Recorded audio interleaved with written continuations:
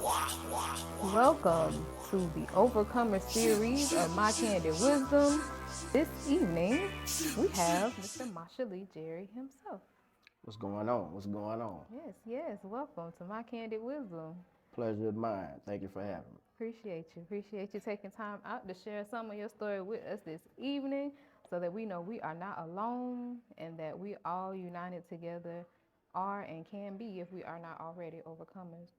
So, how did you get where you are right now in your life as far as just overall, just kind of give a touch of how you got here in Atlanta, Georgia? Ooh. Man, let me see how I can spin that. Well, of course,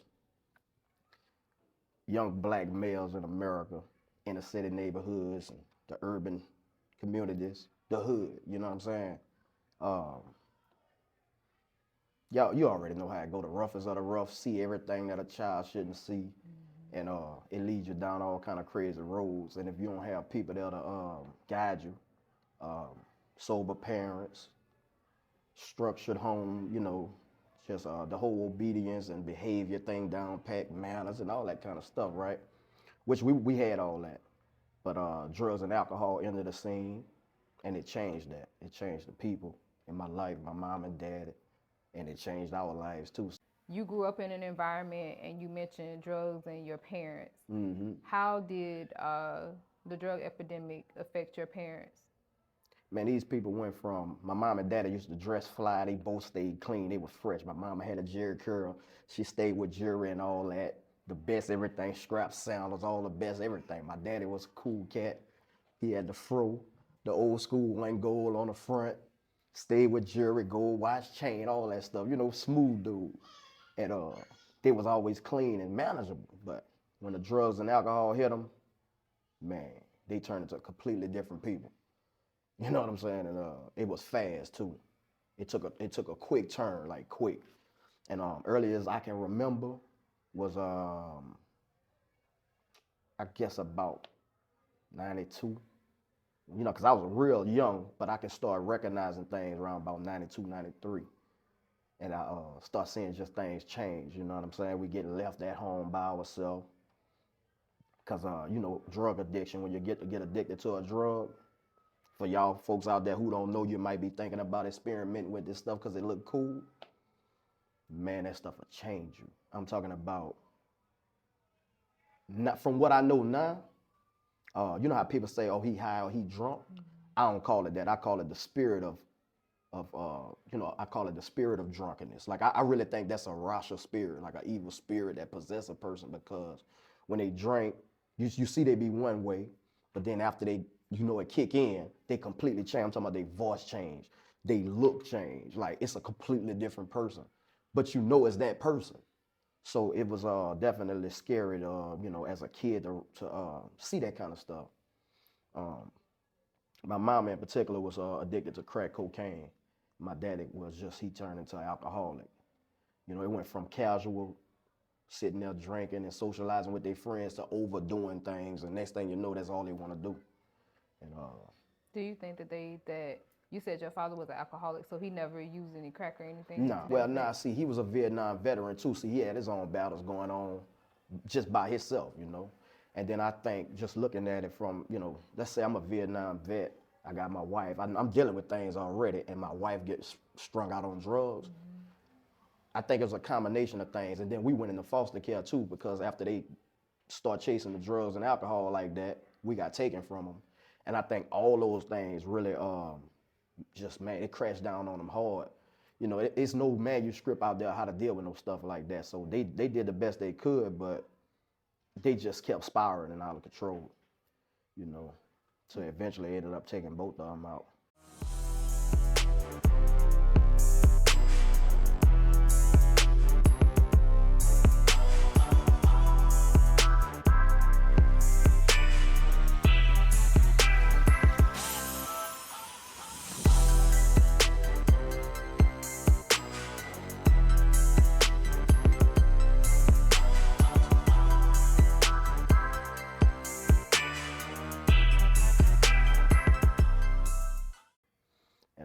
went down my own dark trail too, and did my own things too, and added stuff to my life too. That you know, I eventually started using drugs, and alcohol not so much, but I drank, and I used every drug that was attractive to me. You know what I'm saying? Crack cocaine, nah. Cocaine I tried. That wasn't my thing because I was already a hype person. So this is just my opinion. When somebody that's already a hype person tried cocaine, what it did for me, it made me like a scary type. Like I was scared of everything that was going bump. So I hit it real hard, right? As soon as he said that, I started feeling funny as hell. Next thing I know, I was running down the street in my damn drawers. Get off me, man! Get off me, man! Get off me, man! Get off me, man! And I wasn't naturally like that, so I just didn't use that drug. You know what I'm saying? I was like, I don't want that to make me feel like that. So I went off into the pills, prescription, X pills, Molly, Mojo, which y'all might call K2. We called it legal back then, just legal marijuana. It wasn't marijuana, but we just called it that legal, man. What's happening? Y'all got that legal? Legal, Mojo, K2, you know, got strung out on that stuff bad for a number of years. I think about 6 years I was an addict.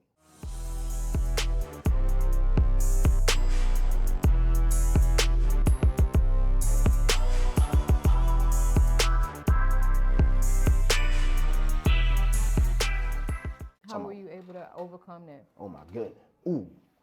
Well, first, I probably would have never overcame it if this didn't happen. I got caught on a drug charge, 2006 on Halloween.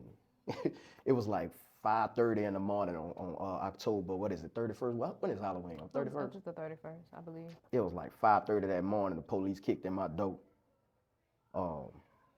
They had me on an indictment. I had sold drugs undercover, and they had me. And they were so gun-ho, so eager to get me. They came in the bedroom and got me. I was in the bed. They didn't even let me get out of bed. They was on me quick. They snatched me right up out the bed. They didn't even turn the lights on in the room. I got 2 illegal pistols on the dresser with the serial number scratched off and some drugs. They didn't even see that. They were so busy worried about getting me out of there.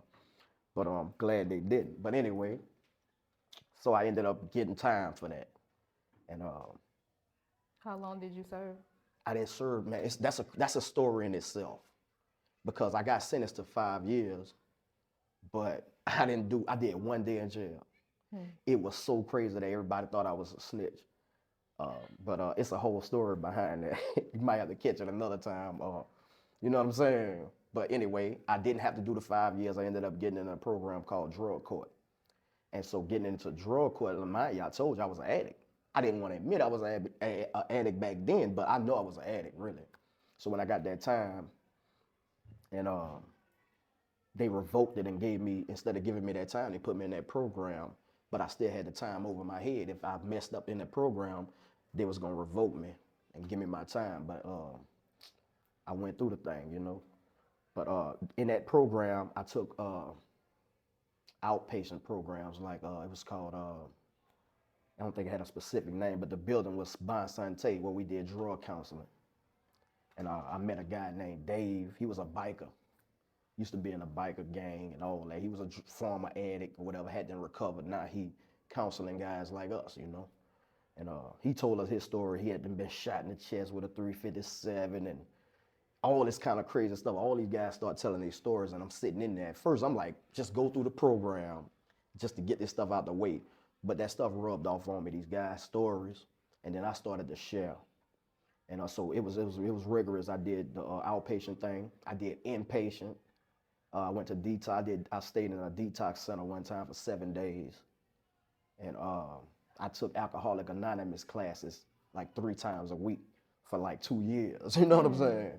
Met a lot of people. And I just eventually started looking at real change because I was sober long enough dealing with these guys. I was sober long enough to think right. And that's when my change started to happen. You know, I started seeing a different route for my life. I started seeing, at first I wasn't seeing no future. It was just black. Because I had always been hearing, you're going to be dead before you're 21. You'll be in prison before you're 21. So I started living like that. And so I ain't see no future. It was black.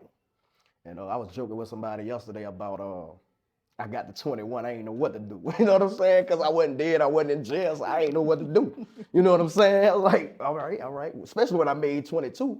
And it was wild though, because I made 21 while I was in jail. And it was wild, man. I'm drinking homemade wine and smoking some weed dudes then smuggled it in. They smuggled it in through some shoes, because I know y'all gonna think they keisted it. You know, but anyway, I don't want to just ramble. You know what I'm saying? Mm-hmm. What else you got? So you said that you were, well, I have two questions actually. The first question kind of goes back to where you said that you tried cocaine, but that wasn't you. So there's at least my understanding of cocaine previous to you saying that with certain drugs, they project them as an instant addiction. So with you saying that wasn't my thing, so I didn't do that, but you knew you were addicted, is it safe to say that what you did do, those were your addiction somewhat was a choice? It wasn't, do you believe that it was more so the chemical effect of what you were doing itself that made you want to go back to it? Or do you feel like it's just you enjoyed the way that made you feel and it dealt with that, whatever you were dealing with? That's a good question, because, man, that's a real good question, because I'm sure, I don't even think I ever heard one of my counselors ask a question like that. They should ask that question. But anyway, nah, I think it was a choice, right? It wasn't a chemical reaction, because like you said, I heard that too. And I was kind of spooked, because I was like, bro, I don't want to get hooked on this. I tried this and get hooked on it. I didn't heard about it. Yes. But then when I tried it, it was like, at first I was like, so what it supposed to do? You know what I'm saying? And I didn't even notice that I was fidgety and hype. You know what I'm saying? So did you smoke it or did you? Nah, I snorted it. Okay. I snorted. I tried it like 3 times. It took me like 3 times to realize, okay, I don't know why these dudes throwing away money on this, but I ain't gonna do it, because I was selling it at that time. So I had it right there on the ready, and I was like, let me see what they talking about. And it was a stupid idea, and it just. I remember one night. I mean, now mind you, I was a young kid, so where I was about 16, 17. Well, about 17, and I was riding a bike to I was creeping with this chick in a whole nother neighborhood, but it was close enough where I can drive a bike over there. So I got a bike and I was on that cane, and I must have ran over a stick or something in the road. My mind told me it was a big giant snake. And man, listen, I took off running on that bike. I'm paddling like that kid on E.T. I thought the bike was about to leave the road. I was so scared. And I was like, and I knew the reason I was scared was because of the drug. I knew that, because I was like, I'm normally not a jumpy person or nothing. So I knew, I was like, nah, man, I don't want no jump that make me scary, bro, no. And I ain't think about it no more. So what was your drug of choice? My drug of choice was marijuana. That was gonna be above everything.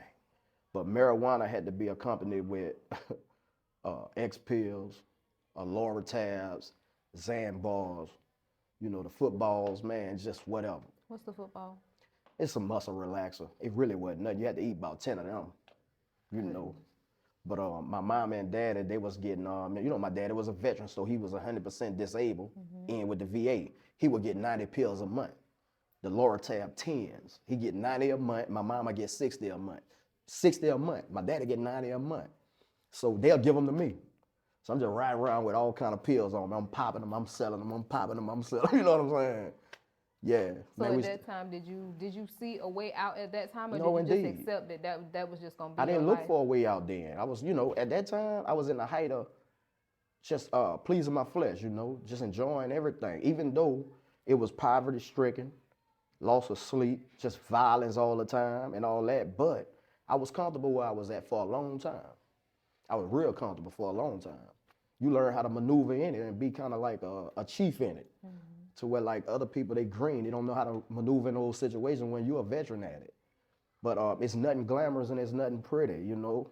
But you look at it like that at the time while you're in it. I got partners out there, former partners I used to hang with, man, they still stuck in that stuff. You know what I'm saying? I'm talking about, it's just like, when last time you saw them, how they still like that right now. Like nothing changed, you know. And I just look at goodness, bro, that's where I would have been, you know.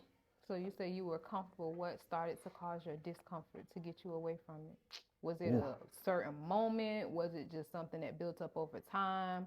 How did you get to a point of saying like, this is just not how I should be living or what I should be doing?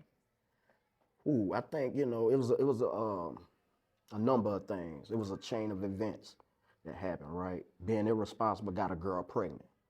So now it's the stress of worried about, hey man, listen, you can't take care of yourself, man. Now a kid coming into the world. So that was stress. Now I'm smoking heavy. People I was close to, like I had an uncle, man, him was so close, he ended up dying. And when like, you kind of like, how you prepare for somebody to die. And this dude used to sit around and tell us, he talking about death all the time. He was like, man, when I die, man, just, I want my funeral to be 1 hour. I don't want nobody crying. You know what I'm saying? So he was a tough guy. And so, but when he died, oh my goodness, it was like, it shook me. It threw me hard. And I was like, man, I started looking at my life now. You know what I'm saying? Like, this man always talk about death. We always be laughing and joking, but now he dead. And it's like, it's real. You start looking at your life for real, like, boy, you on deck. You know what I'm saying? And what happened furthermore with that was that I went to the house. When I heard he had passed, I went to the house. It took me a little while, so I thought that they'll have him gone. But when I got there, it was still there. I walked in, talking to my aunt, and she was like, yeah, he's still back there. You can go see him. I was like, what? So I go back there, and he in the bed like this, just sleep like that. But he was gone. And the coroner came, and this guy came by himself. He didn't realize it was a huge dude. So I had to end up helping this guy put my uncle in a body bag, you know what I'm saying, and carry him out, And after that, like I said, I started looking at my life different. But after that, I slid back down the deep end. And that's when I started using the synthetic marijuana, the Mojo, and I got hooked on that so bad. I hallucinated several times on that stuff, and it still didn't urge me to stop. I'm talking about hallucinated crazy. I remember one time we were sitting in the house smoking it. There was shortly after Unc died too. We're in there playing the game, bunch of us, and I'm hitting it. When I hit it, it felt like something twisted my heart like that. I dropped the stick, I ran outside. At the time, I ain't know nothing about Yahuwah, so I ran outside, looked in the sky, said, God, no. You know what I'm saying? And I felt it again. I was like, no. You know what I'm saying? I thought I was gonna die. And I threw the blunt in the yard. This is an addiction right here, right? Here go. This is the crazy things that happen in addiction. 30 minutes later, I had all my partners and wheels in the yard looking for the blunt I had just thrown. No fear. Cause I was back straight. You know what I'm saying? No fear. But oh man, that was a scare. And another time I hallucinated, I was bringing one of my little cousins to his house, and he had some Mojo. No, I had it. And I don't know why I wrote it about this big as my finger. And you don't need that. You don't need that much, right? But anyway, I did it. And man, it felt like my skin started getting hot. I didn't want to let them know I was tripping, so I'm driving. And I'm like, my ears getting hot, my skin hot, then my bones start feeling like ants was biting me. And I'm hot, but when I touch my skin, I'm cold to the touch. And I kept looking at them. They knew I was tripping. They told me after. They was like, man, we know you was tripping. You was driving 20 miles an hour. But to me, it looked like I was going like 100. Like everything was blurry, like shh. You know how like when you're going fast, everything looked blurry? That's how it looked to me, but I was going 20 miles an hour. And so when I dropped the homie off, I gave him the blunt. I said, here, man, take that with you. And he was like, man, appreciate you. I said, don't thank me for that. You know what I'm saying? I took off. So at what point did you start to actually gain traction in your transformation? I think it was after I finished that drug court program. I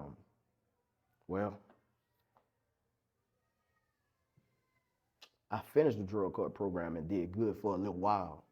Then in 2008, I finished. But then 2013, that's when Unc died, and I slid back off the deep end. And let's see, about the end of 2013, I started looking for religion. Me and my old lady, we went to a club, and she cut up so bad in the club that night. Like she had then got drunk. She was out there dancing, acting all crazy. I tried to get her off the floor. She snatched back from me. And I was abusive back then too. Everybody knew it. But I didn't do her nothing because everybody was looking. I was like, well, that's gonna look like I'm a chump. You out here, you know, you can't control your girl, you know. So I just went sat down and I was just watching her in the club. You know, and I was just, man, I just felt so disrespected. Like I ain't have no control. So I told her what she did after that night. The next morning she sobered up. I told her what happened. She started going to church. So when she started going to church, she just started doing it, and I was doing the same thing, slanging weed and all that.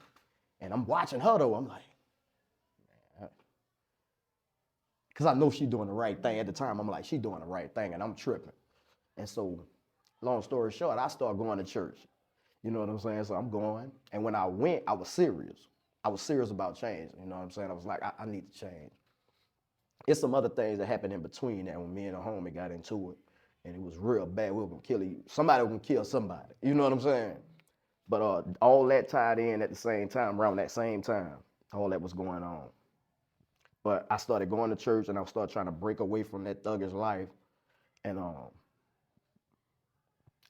I was really listening when I was in church, and I started looking at like, and I don't think dude meant no harm. He just didn't know what he was talking about, and I kind of caught up some scriptures like this stuff don't make sense, because I'm really listening, and I'm like, this I can't be saved like this, bro. I can't believe that, you know. And so I started internet searching. I'm listening to women preachers, Chinese preachers. I'm listening to everybody. I'm typing in, what's the real truth? You know what I'm saying? The Bible spoken in unadulterated truth. I'm typing in, I'm trying to find the truth. And I came across this guy, Pastor Manning, and I watched him for a long time. I had never seen readers being used. I had never seen somebody just talk about the book and didn't have a book. You know, he could quote the scriptures and everything. So I started listening to that guy. Then I seen a video in the suggestions that said Pastor Tony exposed Pastor Manning as false. And I was like, hold up, because this dude going on. I was like, I said, let me see what he talking about, you know. And man, that shook my world hard. I'm talking about that turned my world upside down right there, the stuff I heard this man say. And that's when I was like, I can't keep playing with myself. I already knew. Yeah, bro, if you die right now, you're going to hell. At the time, that's what I thought. And I knew that. I hadn't been baptized. I hear this man talking about that stuff. I was like, and I started changing, man. I'm giving, I used to sell pornos. So I was the flick man. I had buku flicks. So, man, I just started giving the porn away. I'm just giving it to them dudes. Man, I gave my weed away. Dudes that come to buy a blunt, I give them 2 blunts. You know what I'm saying? I'm just giving my stuff away. I gave guns away. You know what I'm saying? And I was like, and one day I was still smoking, though. I'm still smoking the Mojo. So one day I'm sitting on the porch and smoking with a youngin', and he was like, he was telling me something. I think it was his birthday. And I wasn't trying to hear what he was saying, because I was in my mind. I was like, bro, I gotta be saved, bro. He looked back at me like, huh?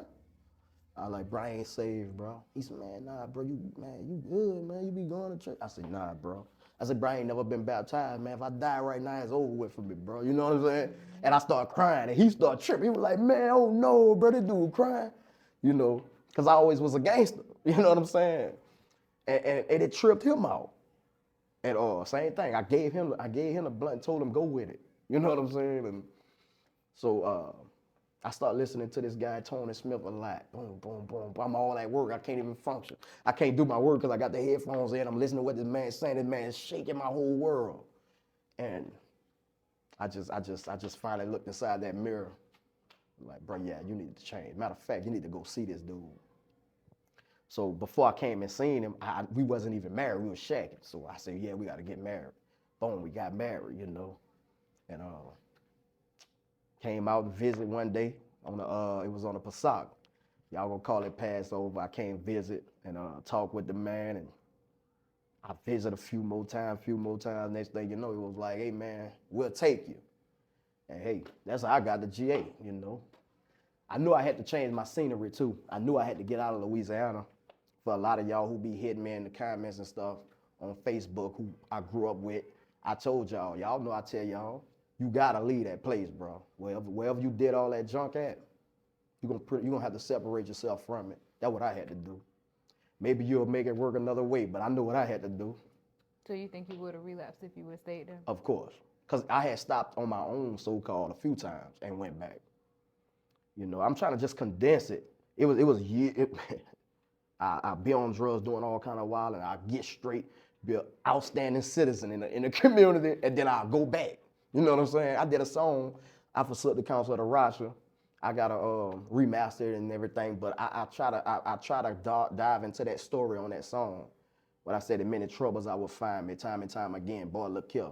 And then towards the end of that verse, I said, I proclaim, I declare, I'm a change, I would swear. Then next time you see me, I'm back out there. That was the time in my life I was doing that. So was there anything that would trigger you, or would you just be sitting around like, you know what, man, I'm finna smoke? So what was it that would push you back in that direction? I'm going to tell former drug addicts, if you're sober, stay sober.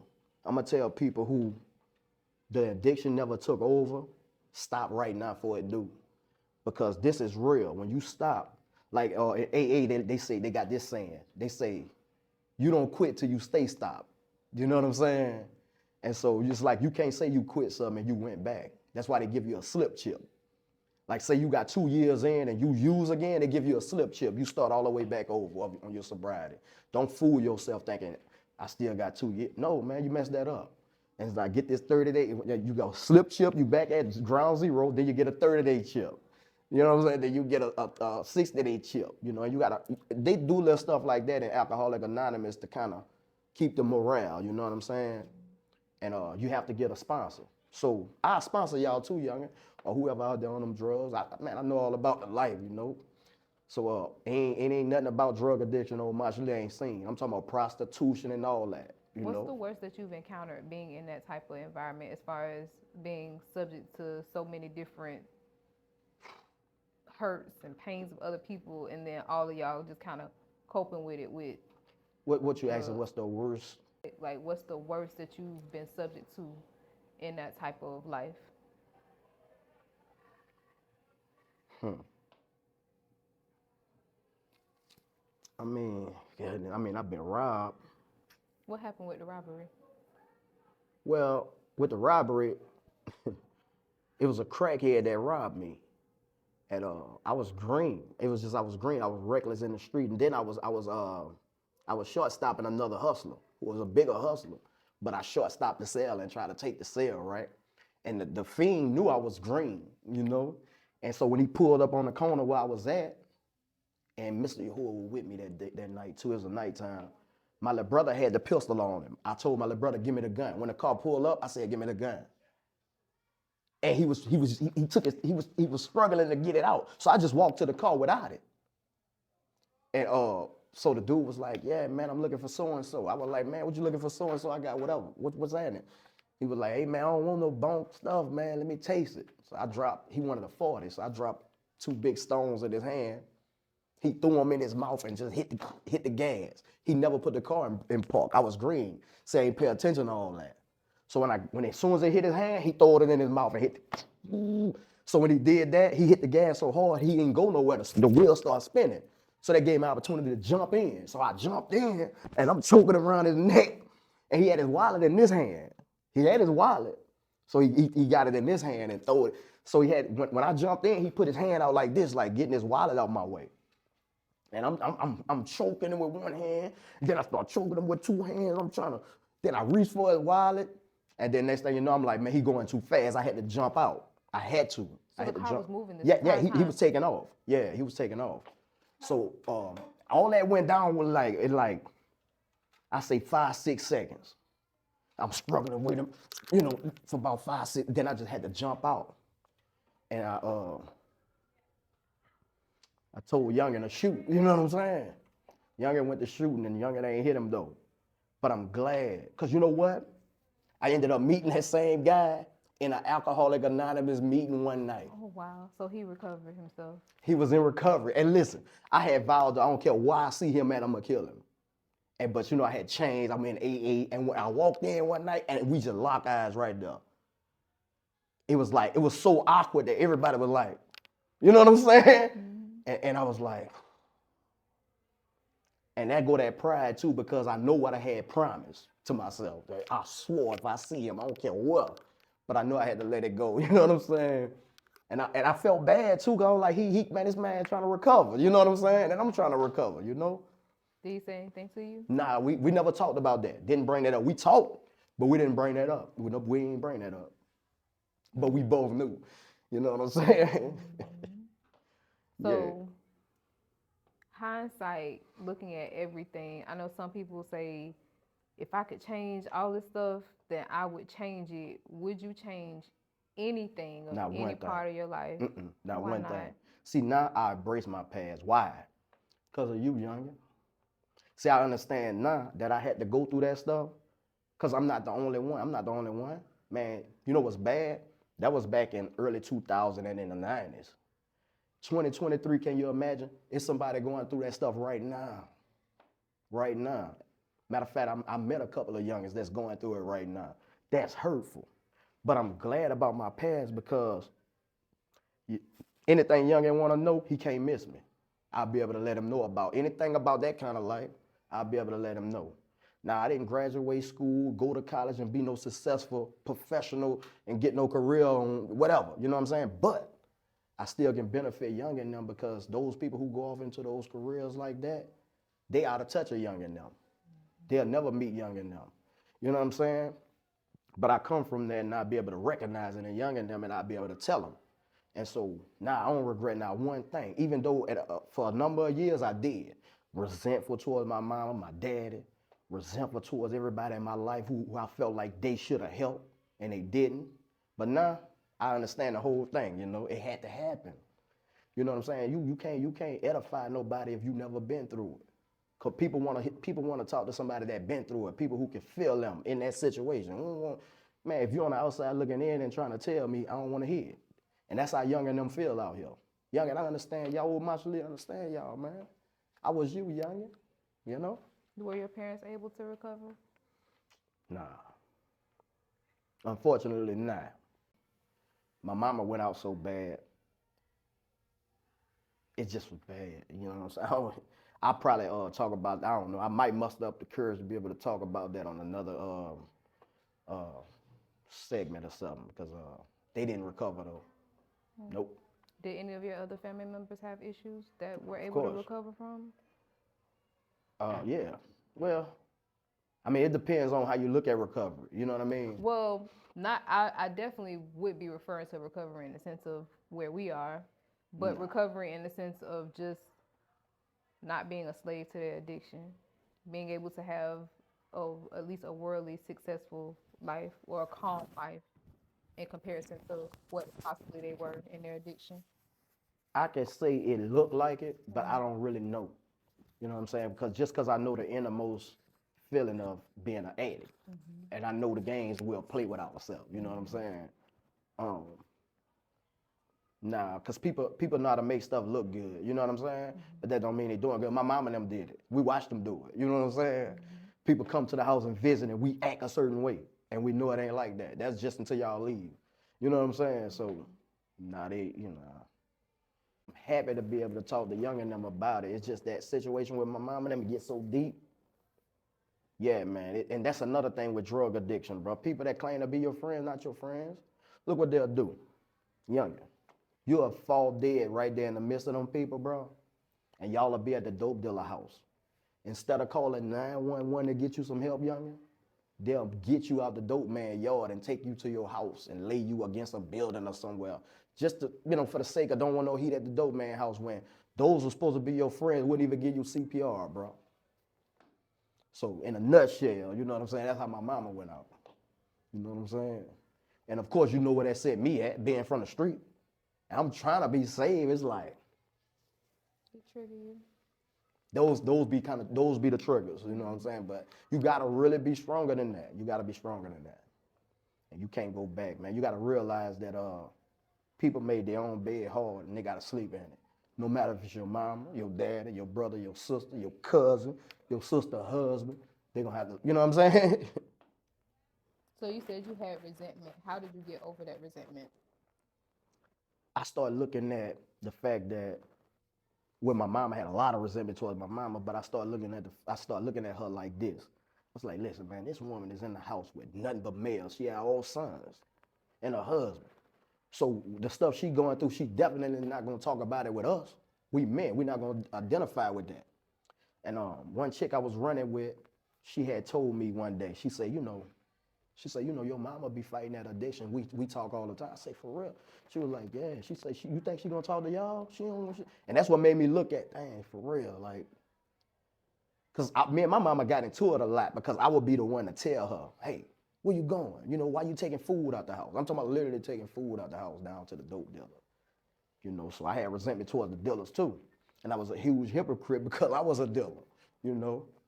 But I just thought I was better because I wouldn't take food from somebody. Like, if they bring me some food, I'd be like, nah, bring that back to your house, you know. I need cash, you know what I'm saying? But I had to look at, you know, we had been taken from them. That had to hurt them. You know, they fighting with the state to get us back. And you know how rigorous that get. The state come do inspections at the house, and they holding your feet to the fire. The sockets gotta have covers on. You know how they do it. The refrigerator gotta be clean, a certain temperature. I'm talking about they scrutinize the home before they let them kids back. And so I had started looking at that, like how that must have made them feel. I could see how they kind of went deeper into the addiction with the stress, being immature and can't deal with the stress. Best thing to do is go to the drug or the alcohol. So I start identifying with the pain that they must have felt. And I start to answer some of the questions for myself as if I was in their shoes, you know. And I had let it go. You know what I mean? Because my mama actually thought I hated her. I thought she hated me. But we talked. You know, we talked and really got some understanding. I think I hinted at it on one of my videos on IG. I hinted at the fact that when my uncle died, I caught my mama and all of them together, and I apologized to him. We went through it. I apologized to him for just being that reckless kid, doing all that crazy stuff. And I meant that. And from then on, I started looking at, you know, I'm gonna love y'all how I'm supposed to love y'all, because one day y'all be gone, you know. And that's how I just kind of got over it, just let it go, because it was pride anyway. It was pride. It was like, I felt like I was justified because of how we came up, didn't have the opportunity the other kids had because y'all smoked it up. You know what I'm saying? But it's just the life that was chose for me. Like I said, that had to happen to me, so I'd be able to run into young and them will feel it. And not feel like, oh, you just another mouth that's talking to us. You know, you criticize it, but you don't have no help, you know? So you were able to get peace with her before she left? Yes, indeed, yeah. I remember a little bit before she had died, she came to the house, man, she had got so small. I walked out there, I went to the truck, I said, what you doing, woman? She said, oh, boy. I said, woman, what you doing? You should be at the house with your feet cocked up. I said, Ma, you ain't tired of running the streets? She couldn't even look at me. She said, oh, boy, I ain't been messing with nothing. I said, Ma, I love you. You know what I'm saying? And she said, I love you too, boy. You know what I'm saying? And that was my girl, man, you know? That's why I say, man, you don't know what people walk around with. You know what I'm saying? Yeah, these folk, we trying to stay focused, but that stuff still there. You don't forget, you know? And that's the purpose of the series, though. The purpose of the series is because, like you said, you never know what people are dealing with. And more recently, the direction of our instruction has changed. And it's been more so just expounded on the fact that you're not alone. Like you say it, and you will say it to yourself, oh, I ain't alone. But when we go through things, we feel like we by ourselves. You really feel like, man. You can know that other people are going through stuff, but when it happens to you, you feel like this is only happening to me. Like nobody else is going through this with their parents.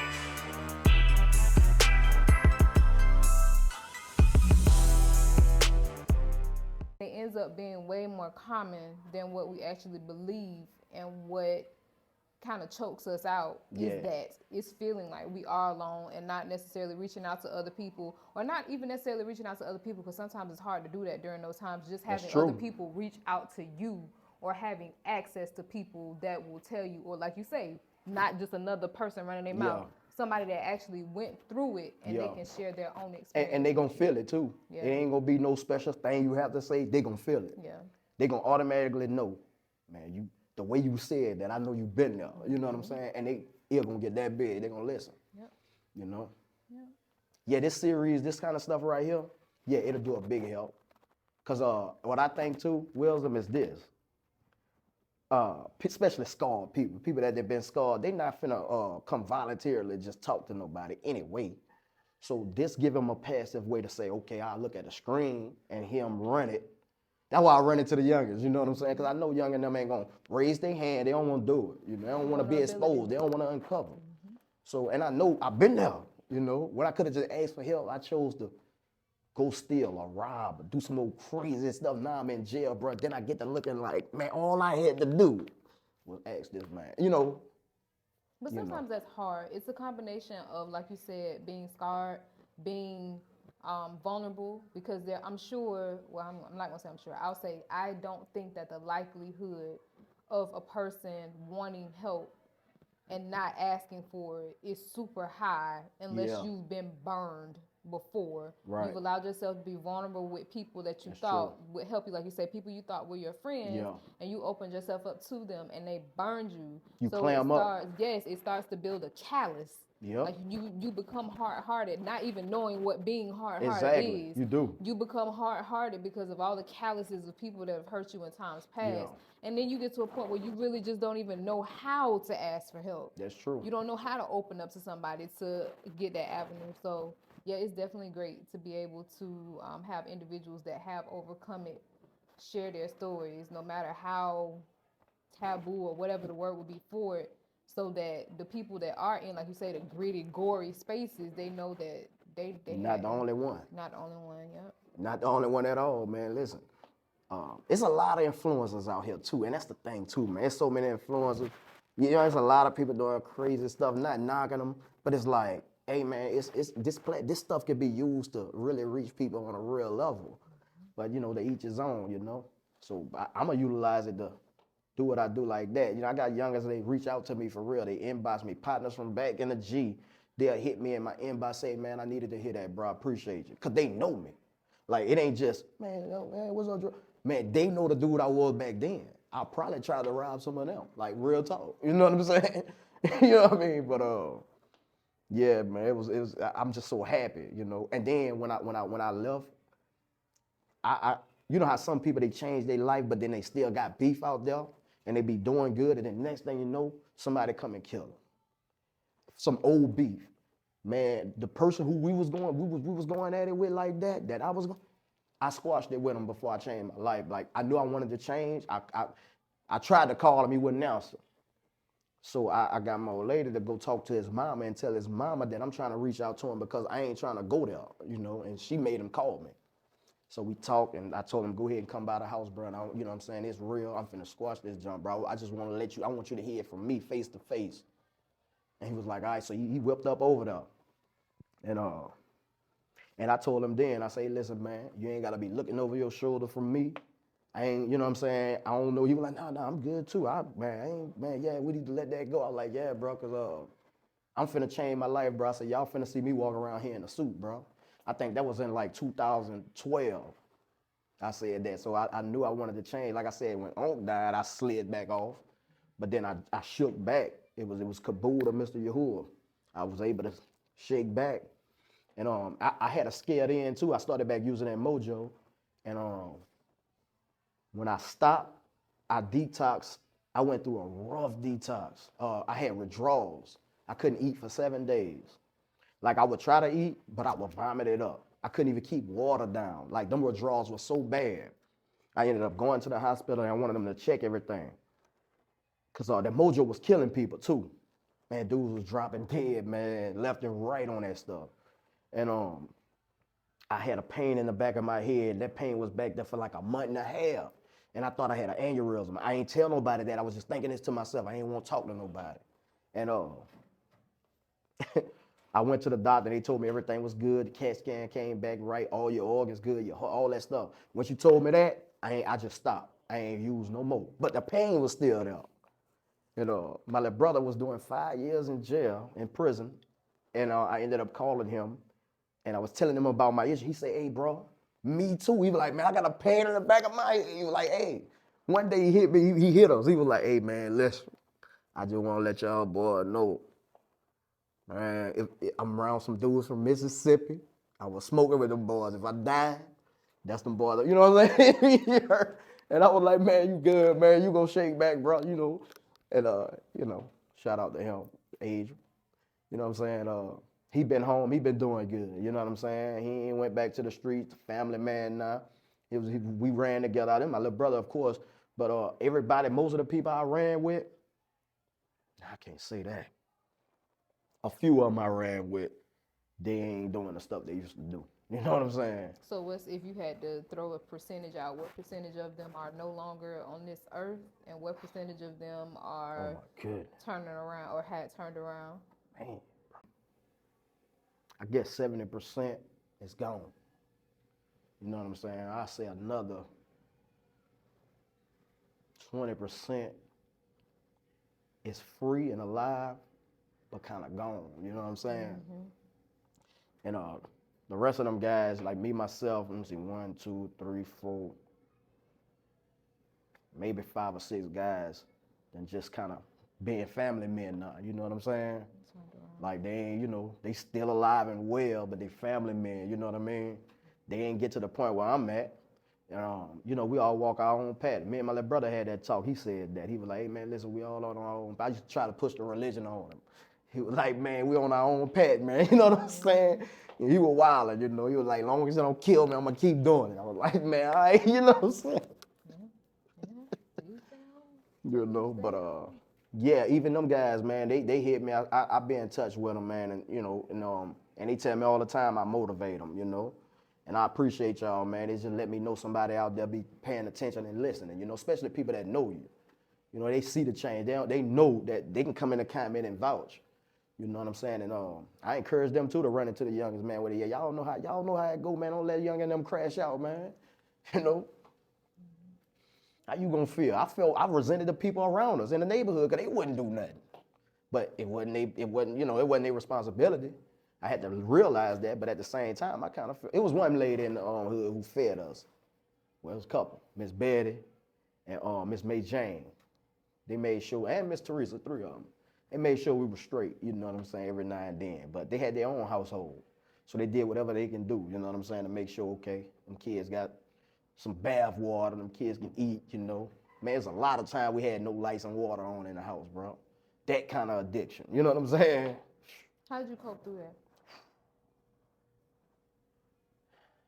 It was, you know what we did? We hid that. We hid it.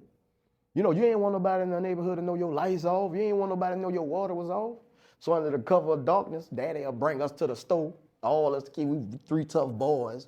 And we filling up buckets and jugs of water, bringing it back in the house. You know, we got to boil water to take baths and all that stuff, man.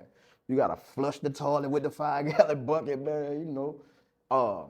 We did that. We coped, but we hid it. We ain't say nothing about that. Even though they knew. Y'all house dark black down there. Just like y'all niggas lights off, you know what I'm saying? Well, I guess when I asked cope, I meant more so just within the house. How did you all, like, how was it in the house when you couldn't go out somewhere to kind of escape what was going on within the house? What was the atmosphere like there? Misery.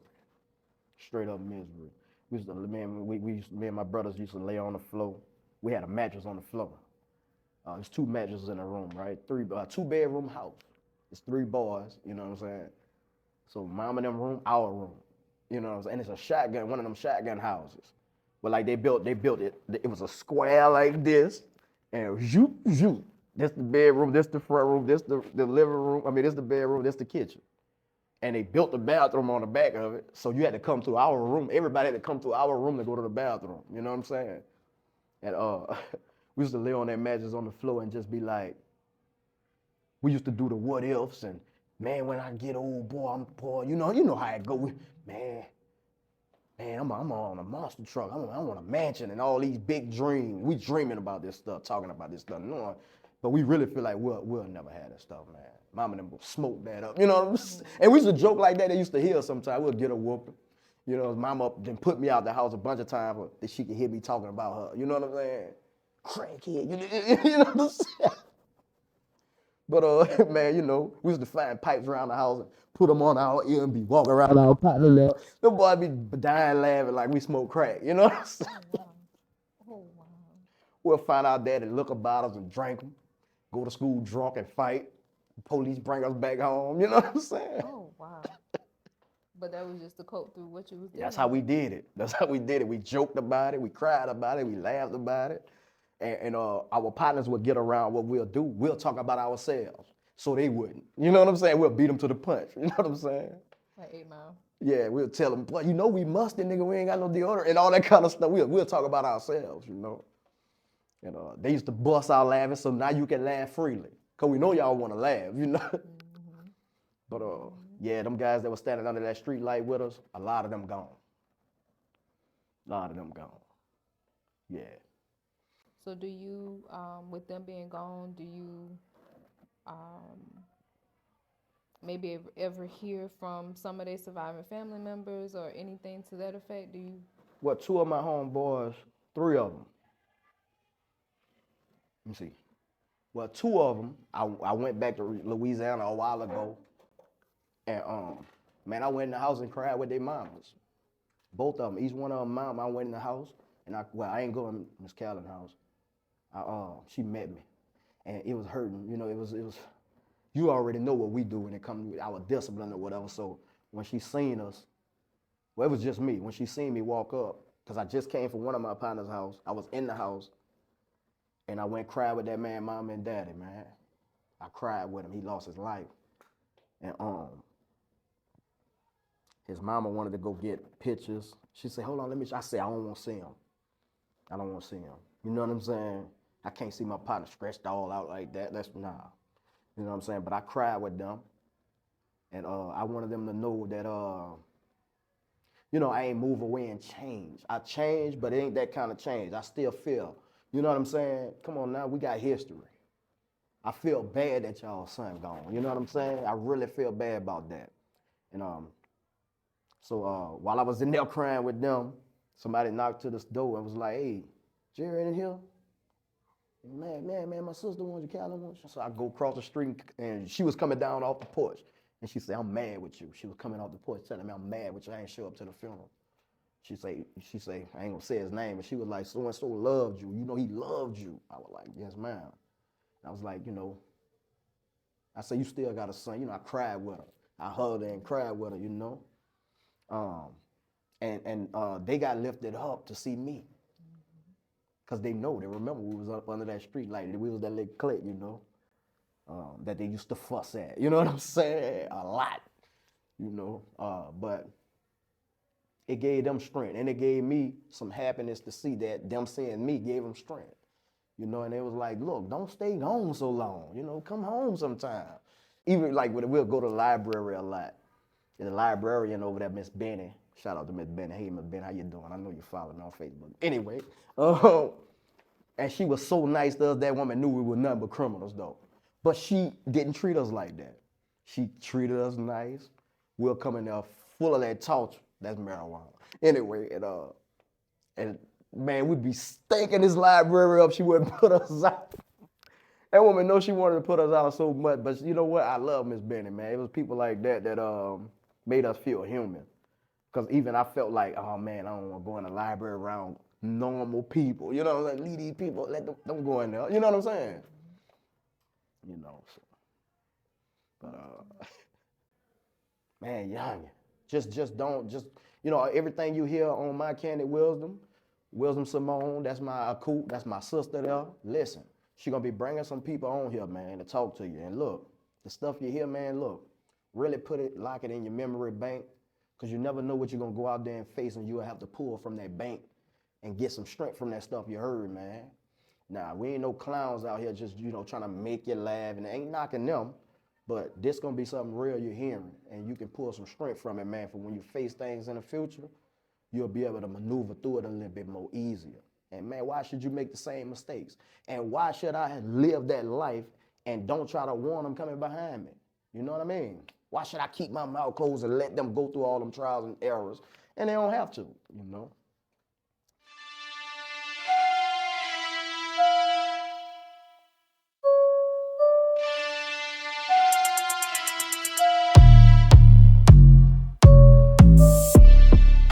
Many troubles I will find me time and time again. Bought liquor, unruly besides myself, cause daddy drunk, he out of there.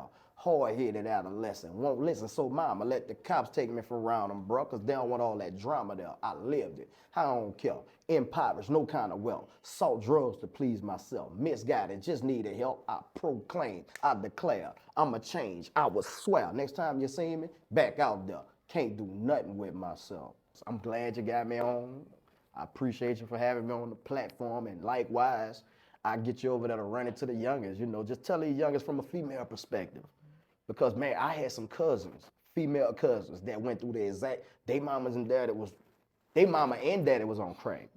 Now my mama was on crack and my daddy was alcoholic, but they mama and daddy was on crack. And listen, they were girls, went through the same thing we went through, water off, lights off. Can you imagine? I don't have to. I live that life. Yep, I don't have to. So that's why you got to run into them, because it's females that, they not, a lot of them not going to talk about that. Yep. Worst feeling in the world. And then we can tell when the lights off. I'm talking, when the bus go down the street and turn around, we look at, oh man, the lights off. We can tell. Man, it was bad, man. But well, like I said, how we cope with it, we used to joke about it a lot. You know what I'm saying? That's the only thing you can do. We was trying to keep our friends on the street all day. They want to go. They trying to go in the house. We ain't trying to go in the house. The lights off. So we used to talk to them, trying to keep them out there all night. The boy like, man, I'm about to go in the house, bro. And we like, all right, man, we gonna holler at y'all. Get up the next morning, get on the bus, clothes wrinkled, because you in the dark. Musty. Y'all girls, y'all was down bad how y'all treated me in school too. It was bad. It was bad. I used to hear them whisper, girl, I was ready. It's homeroom. I'm like, terrible, man. But you don't have that understanding as a kid. Yeah. Yeah, you really don't. You don't have the understanding as a child that your classmate is subject to their parents. Your classmate does not govern or run their own lives for the most part. Yeah. But you don't think about that. You just look at them like, oh, you dirty. Oh, you stink. And you throw all of that on that child, which you don't see as a child because you yourself are a child and you just got this whole idea that everything in your life is run by you, and you know for a fact everything in your life ain't run by you. Underdeveloped brain, the comprehension is not there because you're learning instead of growing. So therefore, we handled it the immature way. I got in so many fights I can't even count them. Like I don't know. I think I stopped counting like in the 20s how many fights I had, and a lot of that stuff was, you know how man, kids are cruel. They ruthless. So man, we stayed getting picked on, and our only source of discipline was fight. You know what I mean? That's the only source. There wasn't no telling, no teaching, no none of that. Fight. You know what I'm saying? So and I realized even that. I talked with my spiritual leader about that, how I didn't even realize that I had carried that over into my adult life. So he was just talking about that, how you fight everything. And you don't even realize it. You don't realize you fighting everything. Everything, bro, you fighting. And it was that, like I said, that carried over. And I didn't even realize it. You thinking you're not physically fighting, but you still got that fight mentality because that's all you did. And it's like, and even getting that story out, I feel like people will be able to understand me more and be like, well, nah, I ain't know all that, nigga. You know what I'm saying? It's like, well, kind of give you a break on that. But nah, I don't need a break. What I need to do is understand that and fix it. You know what I'm saying? So, yeah, I'm in a different part of my life. And I'm in a whole different space now. I'm on the law of attraction. I want to attract positive things to my life. So therefore, I got to keep it positive up here all the time. So that's where I'm at. So for any youngers out there who have watched this or watched any of what you put out and they reached a point, they say, you know what, I'm hearing what he's saying and I want to stop what I'm doing, what would you tell them as far as guidance to get away from where they are? Well, first thing first, I believe every man is born with a gift. Younger, what you need to do, male or female, need to figure out what that gift is, where your strong point at in your life, and put a little bit more energy in that. See, that's what I started doing. We start rapping. So, man, rap was like an escape for me. I started at 11 years old, and I love English because of that, because I just like anything about literature.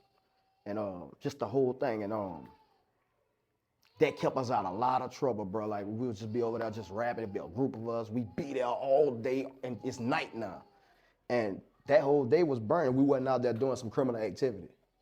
So find something positive and constructive that you know how to do that maybe is a skill that you have, drawing. I don't know, man, y'all deal with these digital devices so much. Maybe you want to build an app, a website, or become some kind of graphic designer, digital designer or whatever, man. Look, find something to put you a lot of energy in. Even like when I was in school, I got on the football team. I had to stop smoking. I'm doing spring training shows. I can't keep up because I'm smoking. Had to stop smoking. Had to stop drinking. Coach telling us don't have sex. You know what I'm saying? So now we got somebody that's above us to tell us things, and because you like what you're doing, you listen. You know what I'm saying? And it kept me clear enough to say, okay, you can think clear thoughts to a point to where you can make better decisions for a point of time. Now, things might come and you'll use that as an excuse to backdraw or backslide. It's just like I did with my uncle's death. Oh, let me get some mojo. I ain't had to do that. I felt like I used that. I hyped myself up to say, man, hit some mojo, bro. You know what I'm saying? Your uncle gone, bro, take a smoke. You know what I'm saying? So younger, that's what I tell y'all. Find something positive and constructive to do. Put a lot of energy in it. I know half y'all ADD anyway.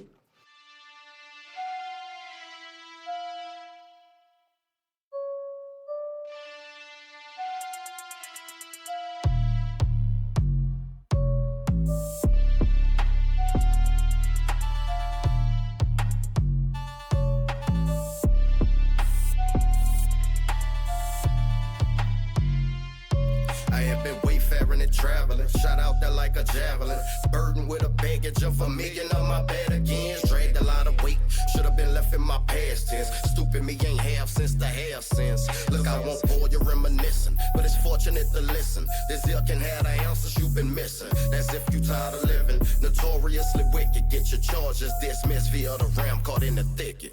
Listen, had I gave heed to certain things that were told to me, I wouldn't be here in the way of y'all where I'm supposed to be. I forsook the counsel of the Rasha. I forsook the counsel of the Rasha. I took hold of what's a thing. Had I gave heed to certain things that were showed to me, I wouldn't be here in the way of y'all where I'm supposed to be. I forsook the counsel of the Rasha.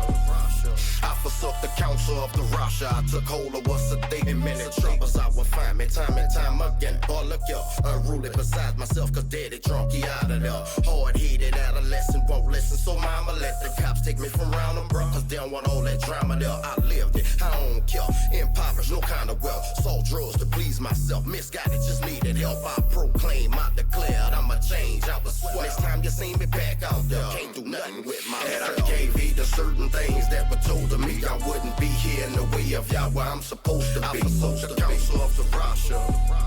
I forsook the counsel of the Rasha. I took hold of what's a thing. And I gave heed to certain things that were showed to me, I wouldn't be here in the way of y'all where I'm supposed to be. I forsook the counsel of the Rasha.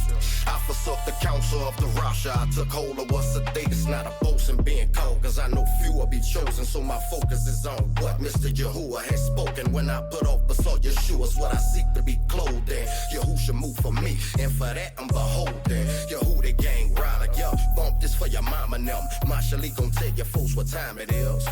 I bet one say the vibe is real, and finally look inside a mirror. Crucial, true, brutal like a lion kill. And I gave heed to certain things that were told to me, I wouldn't be here in the way of y'all where I'm supposed to be. I forsook the counsel of the Rasha. I forsook the counsel of the Rasha. I took hold of what's a thing. And I gave heed to certain things that were showed to me, I wouldn't be here in the way of y'all where I'm supposed to be. I forsook the counsel of the Rasha. I forsook the counsel of the Rasha. I took hold of what's a thing.